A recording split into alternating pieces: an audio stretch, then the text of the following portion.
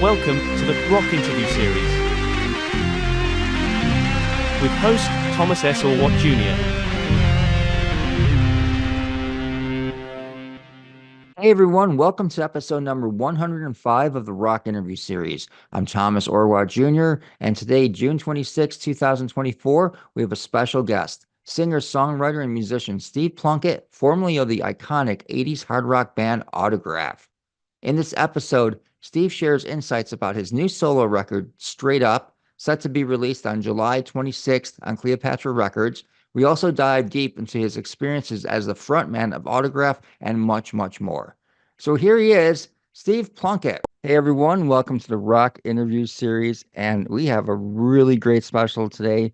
We have Steve Plunkett. You know him as the former lead singer of Autograph, and he's put out a solo record in 1991, and he's following up with a second solo record many years later, which is a great record called Straight Up, which is going to be available on July 26th.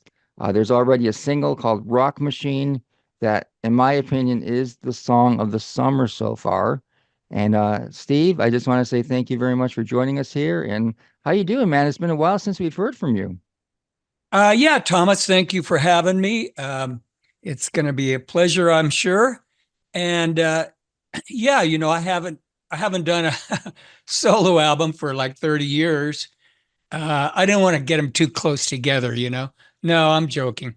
Um, it just This is not something that I planned or was working towards. It was more be due to the COVID thing, and there was more time.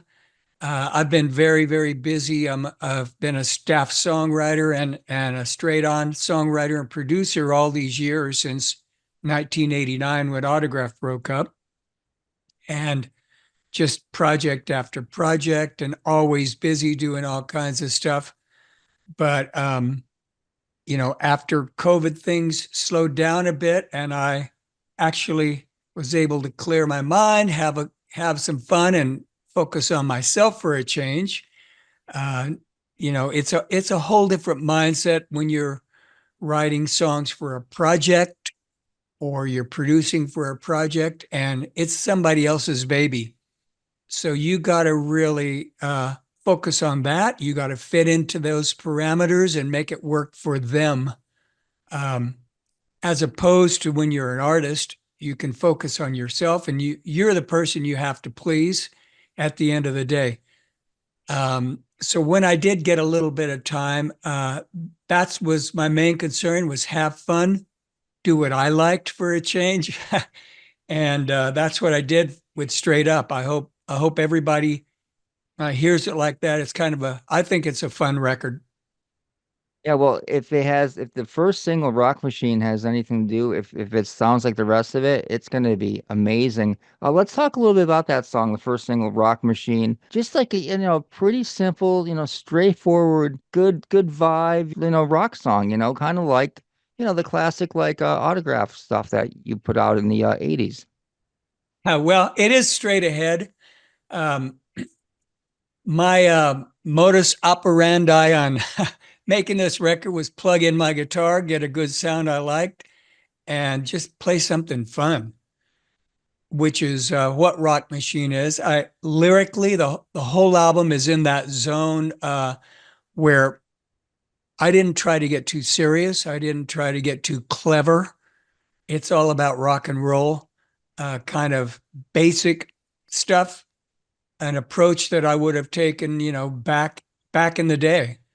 And Rock Machine's a good example. It's kind of like the rest of the album. It's all up tempo, straight ahead rock. There's no ballads. There's no tricks. It's you turn it on, and hopefully it gets you going, gets your blood flowing a little bit. It's all guitars, bass, drums, and vocals, and a lot of hooks. Some great hooks, and it's super catchy. And it's one of those songs that you hear for the very first time, you fall in love with it. It's not something that you have to kind of like listen to a few times before you start to appreciate it. It's a great song. So did you play all the instruments on this record? I did, yes. Wow. It was just one of those things. One thing led to another. I kept going, kept going, kept going. I could have called in a lot of my buddies to play on it, but it just kind of happened this way, and it happened pretty quickly. Um, I kind of started the idea during COVID, and once I got rolling on it, it didn't take forever. Yeah. Unfortunately, you see a lot of artists nowadays not even wanting to put a full-length record out and just maybe throwing a single out here and there. Did you consider that, or did you just want to do it like the old school way, I guess, and just put out a full record? I wanted to put out a full record. I didn't even think seriously about a single. I didn't even know there was going to be a single or even plan on it. Um, that was something the record company came up with, and I'm happy they did. I'm thankful for that. But yeah, I was just trying to make a cohesive um, rock record, kind of like I would have made back in the day. Um, I was in a band before Autograph on the Sunset Strip. We played a lot, tons of shows all the time. It was an all original band. I was writing the music for, but every now and then for fun, we'd throw in a few Ramones cuts and just up tempo eighth note guitar in your face. And we used to love that. I used to have a good time with it. And some of that kind of filtered into this record a little bit. But Yeah, it's all about playing guitar and rock and roll. yeah, you can definitely hear the a little bit of a Ramones influence in Rock Machine. Definitely. Yeah, it's got that quick, fast eighth note stuff, which I love. It's so fun to play that, and especially if the tempo is up. Do you plan on going out on the road to support this record at all? Unfortunately, no, that's not in my plans. I kind of gave up the road thing back in 1989 and focused on the other end of the business, behind the scenes, writing, producing, all of that kind of stuff. So yeah, that I don't want to support this live, but hopefully people will listen to it and still get the enjoyment out of it. Knowing that it's not an autograph record, it's a solo record, a whole different genre. Yeah, but you were such a big part of Autograph. I mean, it's kind of like, you're gonna get those comparisons. It's you were I mean, I mean it does, from the first single I heard, yeah, it does deviate a little bit from Autograph, but it still has, that Autograph signature vocal style, which is you. I mean, you can't really get away from that, I don't think. Yeah, and how I do have a certain vocal sound that's hard to hide. Um, and also, I guess at, for this kind of rock music, I do have a very basic writing style, which you can hear some of that in Autograph and definitely on this album too. You're not gonna make us wait like another 30 years for your next solo record, are you? I don't think any of us will still be here at that point. But With yeah, modern medicine, maybe, Steve. You never yeah, know. I'll be recording from my hospital bed. If who knows? I don't really plan for the future. If for me, everything comes from the songs. The songs come first. If I get inspired in the future to write some more music that I think might fit me as an artist, then sure, I'm wide open to another solo album. I just got to wait and see what happens in the future with any project. It all starts with the songs from my point of view. Are you currently working on any projects right now? I'm working on a project that I'm not at liberty to discuss right now, and I'm always writing with friends. I do a lot of writing. One of my main writing partners is a guy named Peter Beckett, lead singer of the group Player. He wrote the big hit "Baby Come Back," and he and I have written a lot of stuff. We wrote the title track to the rock star movie Living the Life. That's when you may have heard. I think Steel Dragon, I think, is the group that cut that. Mhm. But yeah, I do writing with my song partners, my close friends that I've always written with. Sure. Now you said you retired from playing out live in 1989. Do you miss it at all? I mean, it seems like, during the 80s, I mean, it must have been like super cool, like being in a rock band and, playing out live. I mean, especially, a band like Autograph, you had that huge hit, turn up the radio and, millions of fans. I mean, you got to miss that a little bit, I would think. Well, I'll tell you, it was a lot of fun. It was kind of awesome. We came really quickly. We before we even had a record deal, we did the Van Halen North American 1984 tour. Uh, that was a real experience, phenomenal. I think we did 48 shows. Um, and we toured with lots and lots of big groups and a lot of shows on our own. It was fun. It was a blast. I totally enjoyed it. But as far as what I wanted to do, which was mainly be a songwriter, um, it's a whole different headspace. You're on the road, you're traveling all the time. You're traveling in the bus at night, you're doing sound checks, you're moving city to city, you're playing your gigs. You just can't focus on actually writing. At least I couldn't. I guess some people can. So, I don't want to do that again because I'm just not there. And it's a grind being out on the road. My hat's off to all these bands that are still doing it because it's a lot of work. Yeah. Well, I can respect that decision. I want to go back and talk a little about Autograph. I mean, I was, a fan of the band growing up, and I did see you play open for Van Halen when you played in Buffalo.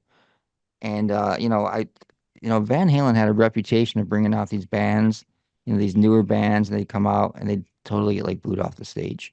And that was kind of like the thing that, not really knowing much about your group Autograph at the time, I was kind of expecting to see, and that did not happen, which was, that to me was surprising. It's like, wow, these guys are really good, and people actually like them. And I thought every band that opened for Van Halen got booed off the stage, and that's not happening tonight. Well, that is, you're true. When you say that, that's the truth. But we had never played live before we played on a stage with Van Halen. That was our That's first crazy. gig on that tour.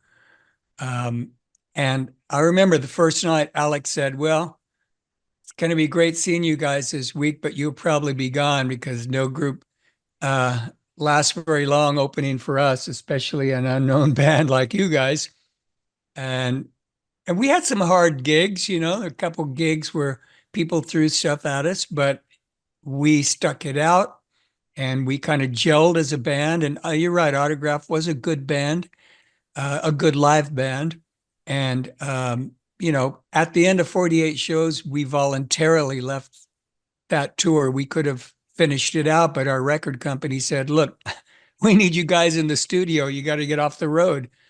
So, yeah, that was a great experience. And I remember that Buffalo gig because Rick James was there that night.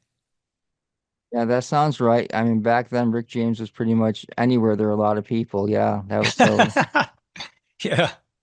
That's not, it's incredible to me that, Autograph. I know you mentioned before that you were in a band prior to Autograph, and you guys were seasoned musicians. So, I mean, I guess it's not that surprising, but you formed in 1983, and then in 1984 you're already playing opening for Van Halen.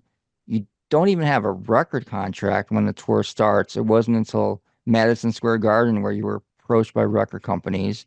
Um, what was it? Were there many companies besides RCA that approached the band to sign you? Well, we were kind of in talks with a couple companies. It wasn't a lot. I think Maybe there were a total of three. Because we had a really great sounding demo that Andy Johns had produced, and all the songs wound up on the first album. Um, but we didn't have it wasn't like a bidding war or anything. A- And we had been talking to two or three companies, and it just so happened the timing at Madison Square Garden, RCA actually came to that gig. The president came into the dressing room after the show and said, "Okay, let's shake hands. We got a deal." And it was all pretty quick, really. When I think of RCA Records, I think of Elvis Presley. I can't think of too many like, like 80s bands that were on RCA. So you guys were like really unique, in that you were on RCA Records. Well, you're kind of right. We were really the only hard rock band. RCA had a great period during the 80s where they were hugely successful with Starship, Yeah. Mr. Mister, um, and Autograph, but they really didn't have much really hard rock stuff. We were kind of it. So in one sense, that was good for us because we didn't have a lot of competition within the label. On the other side, they were not quite as well versed, maybe, as some other labels in the hard rock genre. Mhm. Yeah, it's interesting, and it's really fascinating that, unsigned, you were able to get that gig with Van Halen, and after you got signed, you were I know you did headlining tours and that, but you never really played with a band as big as Van Halen after that, did you? Well, we did the Theater of Pain tour with Motley Crue. Okay. That was 42 shows. Uh, Not quite as big as Van Halen at that time. We also did uh, maybe 20 shows with Aerosmith, uh, probably 30 shows with Heart on the What About Love tour. So we were out there hitting a lot of arenas, but at that point there was nothing bigger than Van Halen. You left the tour, you said, to record the record. Turn Up the Radio, that was the second single off the record, wasn't it? I think it was the first. Or was the first? Okay, I thought I read that Yeah. there was some other single. Now I heard a demo of that song, and it's kind of a little different lyrically. In the chorus, it's turn up the radio, turn up the tape machine. Um, Yeah. what, why did you decide to take that line out Well, and just when I first wrote those lyrics, I just didn't want to repeat turn up the radio, and then the next line, turn up the tape machine, um, because I just thought it'd be good to vary it. But when I started to record the record and started to do the vocal, our producer Neil Kernan said, why don't you just stick to the one line? You don't need the tape machine line. Let's just drive home the hook. And I said, that's a great idea. Let's do it. does it still surprise you a bit that that song is still so popular? I mean, when I listen to like satellite radio, I literally cannot go like an hour listening to like, Hair Nation without hearing that song. Yeah, it is kind of surprising that it has the longevity that it has had. I'm very grateful for that. It's I think due to the fact that it's a good feeling, good time, fun song. It doesn't bring you down; it brings you up. Do you feel that there's any other songs in your catalog, the two other records, or well, the three records that you wrote, that you released in the 80s that has a song that should have been just as popular as Turn Up the Radio that for some reason wasn't? Well, on that first album, I definitely liked My Girlfriend's Boyfriend Isn't Me, and that started to catch on at radio, but the record company didn't make it a single, so that could have had potential. But one of my favorites was always on the Loud and Clear album, She Never Looked That Good for Me. Um, that was a song that I thought deserved a little bit more uh, exposure than it actually got. You mentioned the song "My Girlfriend's Boyfriend Isn't Me." I remember hearing that song on 97 Rock, and thinking, "Wow, this song is absolutely amazing." And then being surprised that there was no video for it, and then the song kind of faded away, a lot quicker than it should have. It should have been a big hit. Yeah, I totally agree with you that I think should have been a follow-up to turn up the radio. But when you're doing a record and there's people promoting it and all sorts of stuff going on behind the scenes, sometimes it doesn't go exactly like the artist may plan. And the people at the record companies have their reasons for doing things. They all did what they thought was best. And sometimes it clicks, sometimes it doesn't. You always hear these horror stories about, the record companies being reluctant to like, release a certain single and, the band insistent and then, they finally release it and it's huge. And, they didn't want to release. And if they didn't release it, I mean, the band probably would have just like fell apart. I mean, you hear horror stories like that all the time. Yeah, well, the classic example is Queen's Bohemian Rhapsody. A record company fought and screamed and kicked, did not want that to be a single. It's the longest single ever released. And finally, Freddie Mercury just put his foot down and said, "This is it." And luckily he did. Yeah, that's crazy. I mean, I remember hearing that song for the first time when I was 11, and I already realized it was an amazing song after just listening to it like one time. I mean, it's like, Yeah, how much more exactly. obvious could you be than that? That's ridiculous. The record Sign and Please, which was the first record, it did well on the Billboard charts. It went all the way up to 29. A lot of competition back in a late 84, 85, tons of bands like that. So you guys were really establishing yourself out there on the road and on the airwaves with this huge single. Second record came out. That's the Stuff was released in 1985. How difficult was it to do a follow-up record so soon after when you guys were like constantly on the road? Extremely.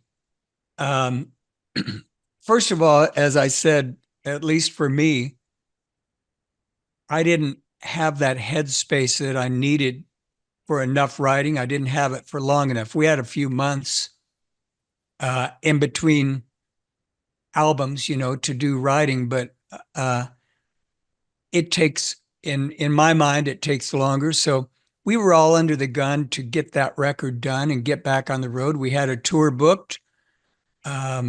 So I, in retrospective terms, I think I would have liked to spend more time writing. I would have liked to work with a uh, producer, a certain producer, who knows who that would have been, but we wound up producing it ourselves because all the guys we wanted to work with were doing other projects. So that was kind of we need to get a record out there. And so we did. Yeah, it seems like back then, I mean, that was very common to see like bands, put out a record every year. Sometimes even, two a year, one in the beginning of the year and one at the end of the year. So, I mean, that was kind of common, but it must have been you said it, really difficult to like, I mean, you must have had like some really long days and the pressure of having to write this record when you're on the road. I mean, I can't even imagine. Well, I mean, we were kind of visualizing it when we were on the road. We didn't get that much writing done till we got back home. Mhm. But yeah, I tried to put my head in the right space, and so did the other guys. And we wrote quite a few songs, but I think we needed to just breathe a little bit, take some time, and let it flow, which we just didn't have the luxury of doing that back then. Yeah. And then the record, it came out, That's the Stuff came out on October 14th, 1985. And then in 1986, there was a reissue of it with a new song on it called a cover of "We're an American Band." were you guys behind that decision? And why did that happen? Was it because you were trying to, get a single out of a cover song? What was the reason behind that? Actually, the main reason for the reissue was the cover art was uh, stolen from a Japanese artist, and RCA got a lawsuit. So they said, "Oh, we better change this." I can't even remember the company that did that cover art at this point, but Wow. yeah. So RCA said we have to change the cover, and at the same time, they said, plus there's a Russian band named Autograph that are going to be releasing a record here. We don't want any confusion. And then we said, well, let's stick on another song. I always loved "We're an American Band," one of my all-time favorite songs, and we had been playing that as occasionally as an encore. So we stuck that on the record also. It kind of killed two birds with one stone. And I remember seeing you guys on that particular tour. You guys were headlining. You were playing Shays Theater in Buffalo, New York. And I want to first of all, before I go further with the story, just like apologize to you for the fans of Buffalo for not giving you guys a chance on that particular night. It wasn't fair. You guys were on tour, or that particular show. You were playing with Kim Mitchell, who was like he's a Canadian artist, and with us being so Yeah, close, with us being huge. close, yeah, exactly. With us being close to the border, I mean, he was this like legendary performer, and Yeah.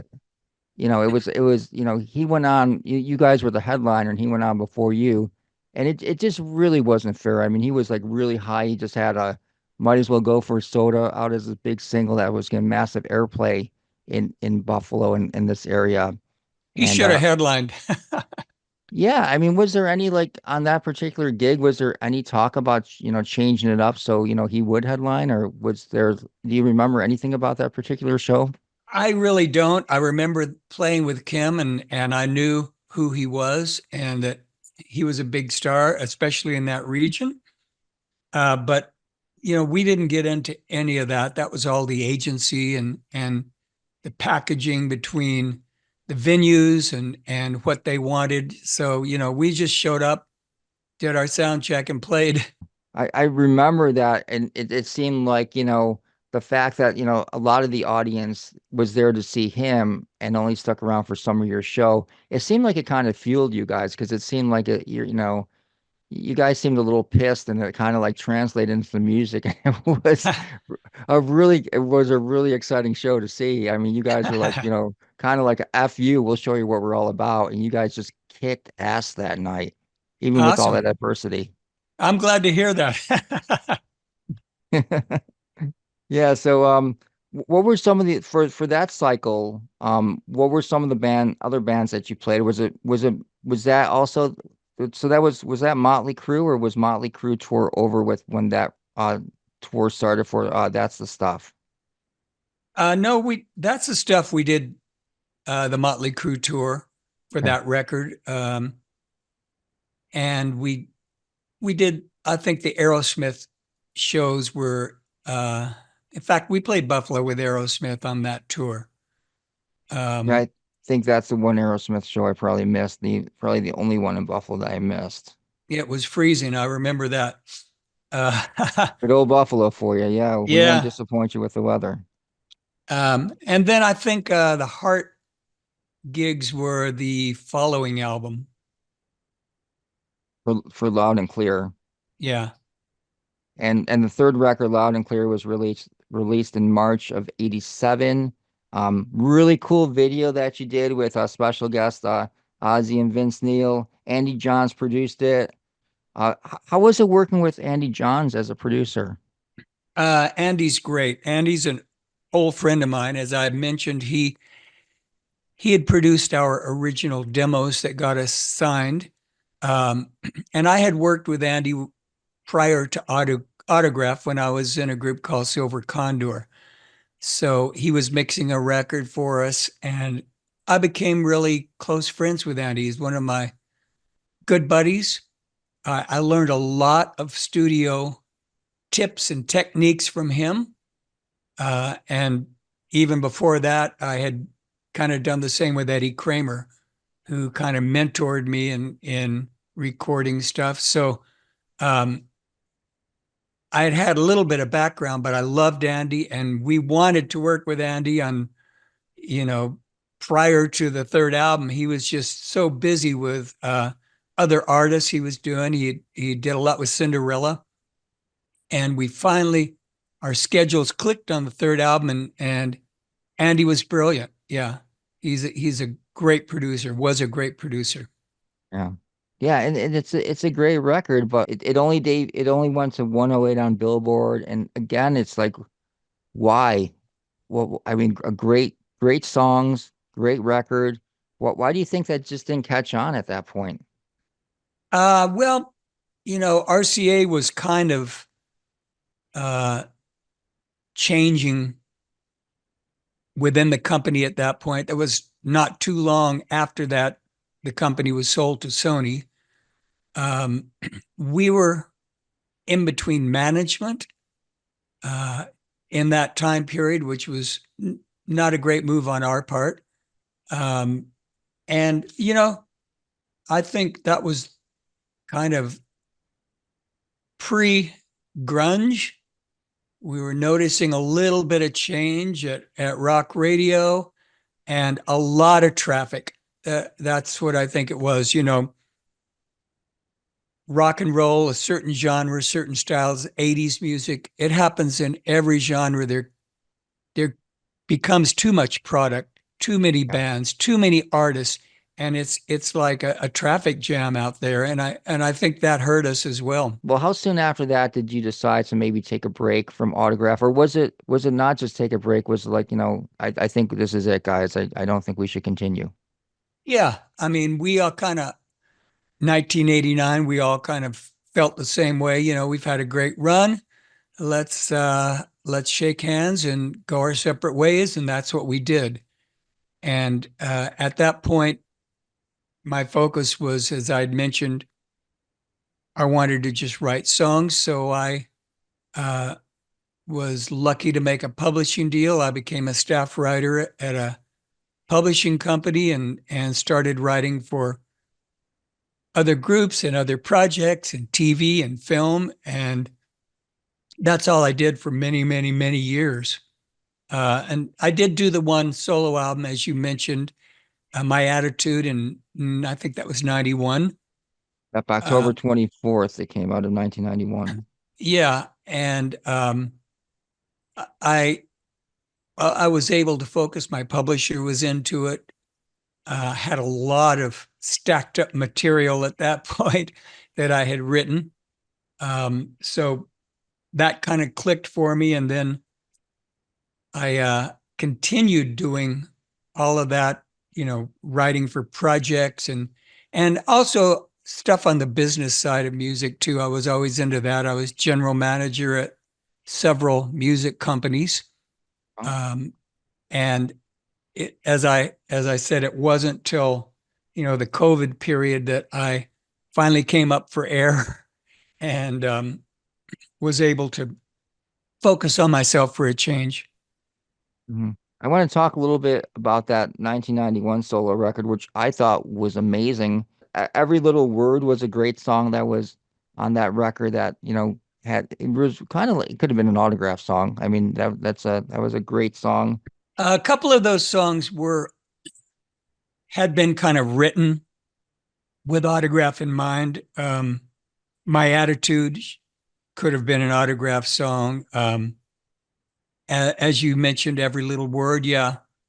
And I had written that with a good buddy named Jack Conrad, who was a great songwriter. We wrote a lot together, and Jack had written some massive hits. For Heart, If Looks Could Kill. He wrote all the Babies hits, Every Time I Think of You, Isn't It Time? And so Jack was a killer writer, and we clicked and we're writing together every week. We also wrote the Vixen cut, How Much Love. And Jack has a couple songs I wrote with him on this record, Every Little Word, and I think Personality. Yeah. So yeah, that was a fun album. I was able to bring in some great musicians, great buddies like Vivian Campbell playing guitar, Tim Pierce playing guitar. Um, and that record just clicked for me. Also, I was honored to work with Russ Regan, who was the president of Quality Records. I don't know if you're hip to Russ, but he had an incredible career. He discovered people and signed them like Neil Diamond and Wow. Elton John. Um, in, Incredible background. Look him up sometime. So that was a big pull for me to work with Quality Records. Yeah. But unfortunately the year 1991, that was the year that, grunge really broke out. So there wasn't probably much of a chance of this, getting the recognition that it deserved. Right. Yeah. It was kind of an out of style piece of clothing for that time period. That flavor wasn't popular.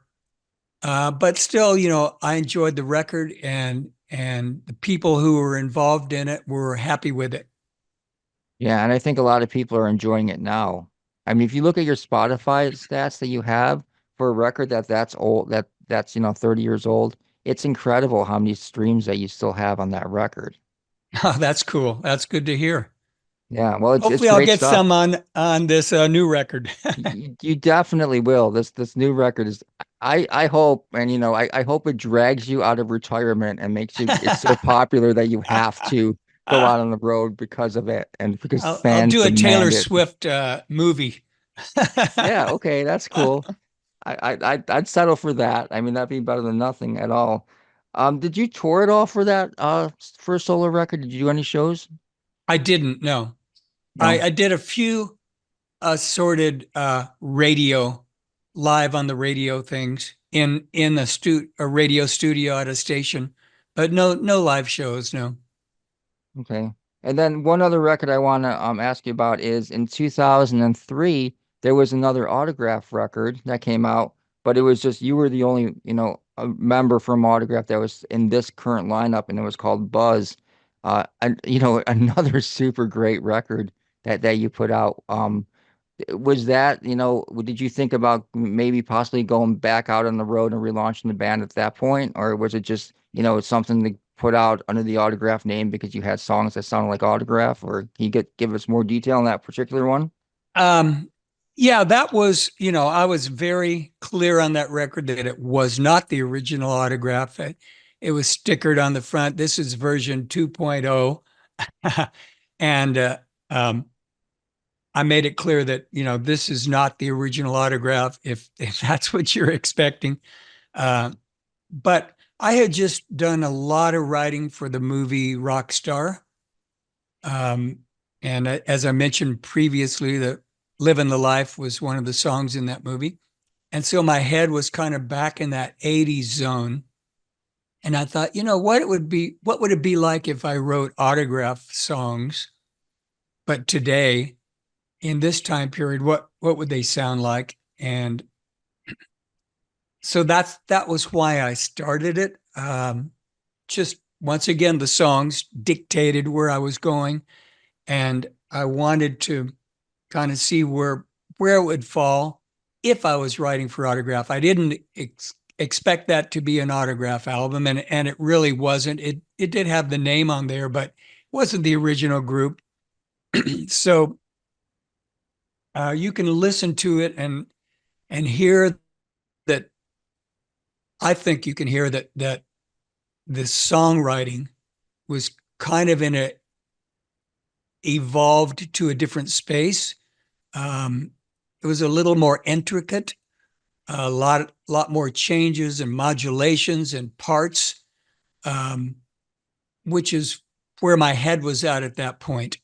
So I kind of just wanted to get those songs out and get them done. And I focused it as if, in quotes, maybe this is what Autograph would have sounded like at this point. Yeah, it was interesting. The name of the guitar player that you had that played on that escapes my mind right now, but he was very similar to Steve Lynch, and that he had the same ability to do that 8 finger tapping that Steve made famous. TJ Helmerich Okay, is his that's right. name. That's right. Yeah. TJ's a phenomenal player. Um, and he came from GIT, which is where Lynch came from too. Um, and yeah, TJ was just flowed with the hammer on stuff. And that's what I really kind of was picturing, guitar parts for some of the solos on this record. And he just was there. It sounded like I had it, heard it in my mind. hmm Yeah, I mean, I had to look at it because I thought that Lynch was on that record, and then it's like, well, no, he's not. And it's like the guy sounds a lot like him. And it's like, okay, because he can do this tapping that only like two people in the whole world can do. Right, exactly. So, and think that's the kind of guitar playing that record called for. So I Yeah. was I was lucky to work with TJ. Yeah. And I really hope that when, everybody falls in love with this new solo record that you have out, I hope that they go back and like really appreciate again your like, amazing catalog. Not a lot of releases, but some really quality stuff that deserves like a second listen. Oh, that's nice. Thank you. Hopefully you will receive the full album shortly and be able to hear the rest of it. And I think you'll like it if you like Rock Machine. I It's love Rock Machine. Like I said, it's the song of the summer so far. It's going to be like on my Spotify list. It's going to be like the number one song I listen to all year long. Already, even if I like never listen to it again, there's no way that there's any song that I'll listen to as much as this song. great. Well, the whole album is that. It's that kind of space, and lyrically it's all about rock and roll and playing guitar. There's a song called Rock Star. It's like I want to be a rock star, I want to drive a big car, I want to play my guitar, you know, Love that it. kind of stuff. And there's a song about being on the stage, a song about jamming out. Uh, Six Okay, String gotcha. Hero is another guitar song. So it's kind of all that vibe. And if you like Rock Machine, I think you're going to dig the rest of it. Yeah. Okay. So it's straight up coming out on July 26th. Steve, I want to say thank you so much for your time. And I knew this was going to be a good interview. And I'm very thankful I finally got a chance to interview you. So thank you very much for your time. Well, thank you, Thomas. It's been fun.